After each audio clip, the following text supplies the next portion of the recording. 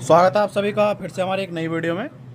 आज की इस वीडियो में देखिए हमारे सेटअप पे लगी है एक लुमिनस 650 VA की पीसीबी। बैकअप मोड पर पीसीबी अच्छा काम कर रही है, कोई प्रॉब्लम नहीं है।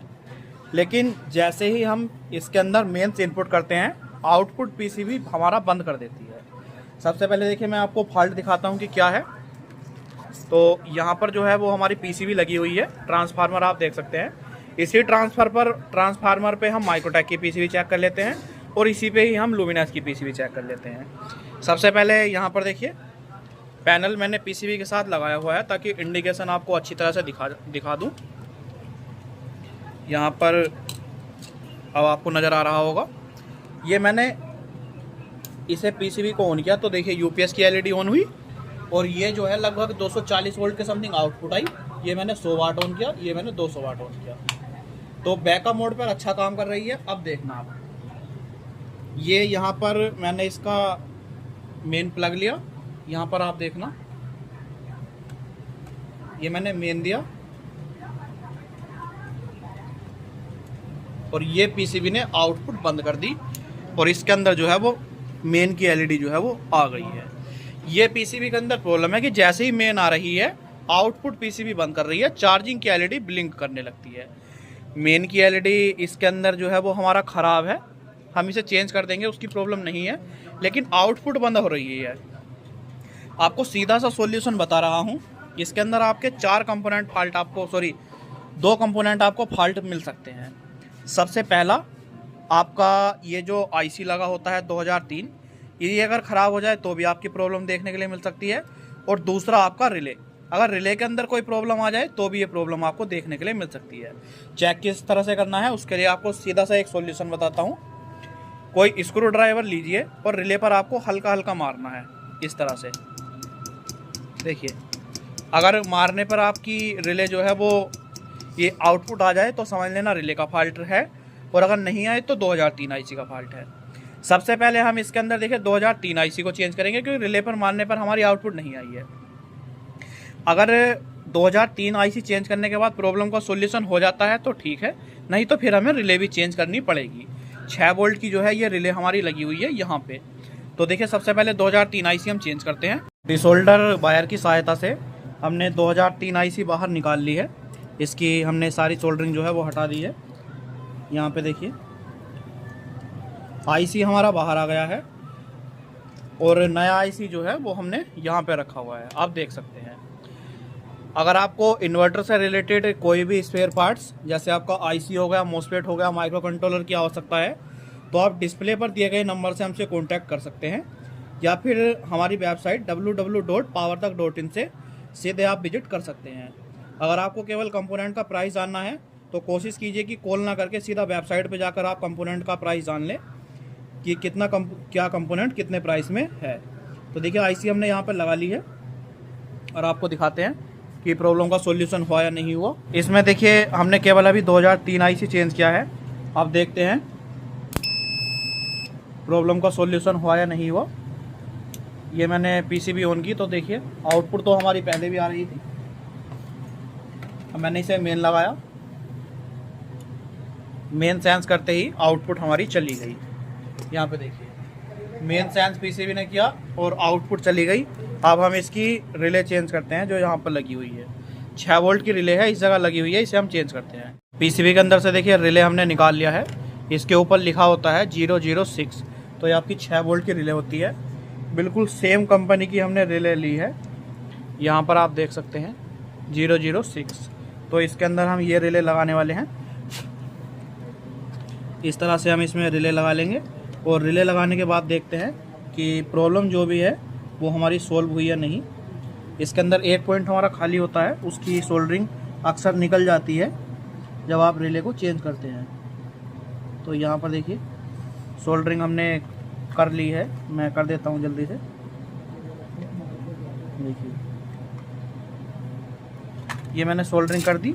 पीसीबी को पलटते हैं, ये ट्रांसफार्मर के मैंने दोनों पिनें लगाई, ये मैंने पॉजिटिव कनेक्ट किया। इस तरह से आप भी बना सकते हैं, काफ़ी अच्छी से काम हो जाता है। ये मैंने लगा दिया। अब यहाँ से मैं ऑन करता हूँ, पीसीबी ऑन हो गई। मेन इसके अंदर हम डालते हैं। मैं एम्पीयर मीटर, ये वोल्ट मीटर के अंदर देख रहा हूँ, देखिए आउटपुट जो है वो हमारी चली गई, जबकि मेन जो है इसके अंदर आ गया है। तो अब ये दो रिले जो हमारी लगी हुई है, इन दोनों को भी हमें चेंज करना होगा, क्योंकि इनके फॉल्ट होने की वजह से ही प्रॉब्लम आ सकती है। हमने दोनों डिसोल्डरिंग कर ली हैं इसकी, जो 12 वोल्ट की हैं। अब इन दोनों रिले को भी हम चेंज कर रहे हैं। तो इसके अंदर हम बिल्कुल जो अच्छी क्वालिटी के रिले हैं ये यूज़ कर रहे हैं। ये आपकी दोनों रिले जो हैं वो 12 वोल्ट की हैं, और जो हमने अभी पहले चेंज की थी वो इसके अंदर 6 वोल्ट की रिले थी। तो इन दोनों रिले को भी हम लगा लेते हैं। रिले ये हमने दोनों चेंज कर दी हैं। अब हम इस प्रॉब्लम को देखते हैं। ये प्रॉब्लम अब हमारी सॉल्व हो जानी चाहिए, क्योंकि इतने ही कंपोनेंट ख़राब होने की वजह से ये प्रॉब्लम देखने के लिए मिल जाती है। तो आपके सामने बिल्कुल लगा रहे हैं। ये मैंने ऑन की पीसीबी,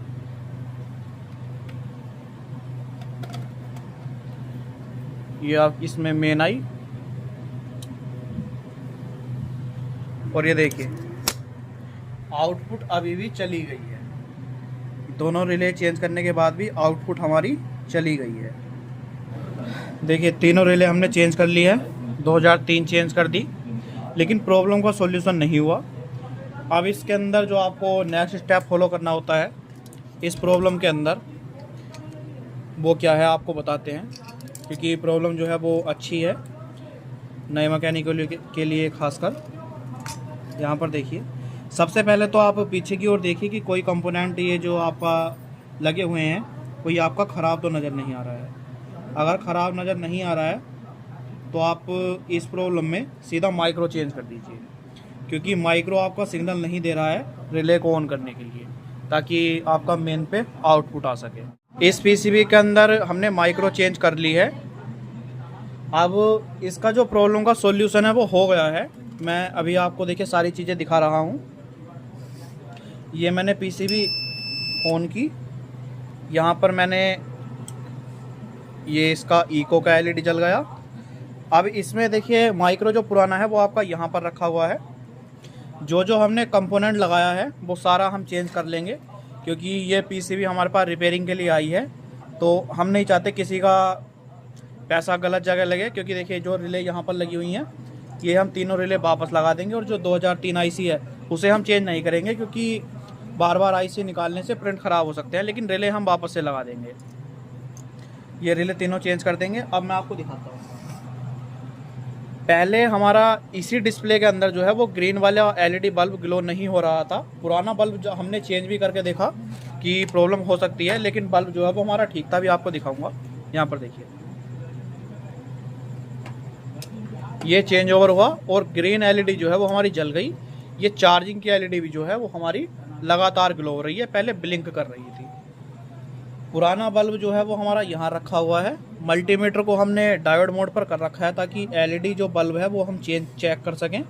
यहाँ पर देखिए बल्ब जो है वो हमारा ठीक था। इसका मतलब माइक्रो का फॉल्ट था, हमसे पकड़ने में थोड़ा कंपोनेंट चेंज करके हम पकड़ पाए, लेकिन इसके अंदर प्रॉब्लम ही ऐसी थी कि जल्दी से पकड़ने में नहीं आती। बाकी अगर मैं आपको इसकी चार्जिंग वगैरह चेक कराऊँ तो यहाँ पर देखिए, ये मैंने मेंस से कनेक्ट किया और चार्जिंग जो है वो एम्पेयर मीटर में आ चुकी है। यहाँ पे आपको दिखाता हूँ, देखिए आउटपुट चल रही है।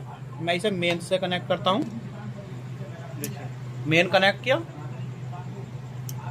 ये पीसीबी के अंदर चार्जिंग आई और लगभग 14-15 एम्पेयर जो है वो चार्जिंग के आ गए हैं। यहाँ पर एम्पेयर जो है वो भी लगातार हमारे आ रहे हैं। तो अगर आपको ये प्रॉब्लम अच्छी लगी हो, वीडियो अच्छी लगी हो, तो वीडियो को लाइक कर देना।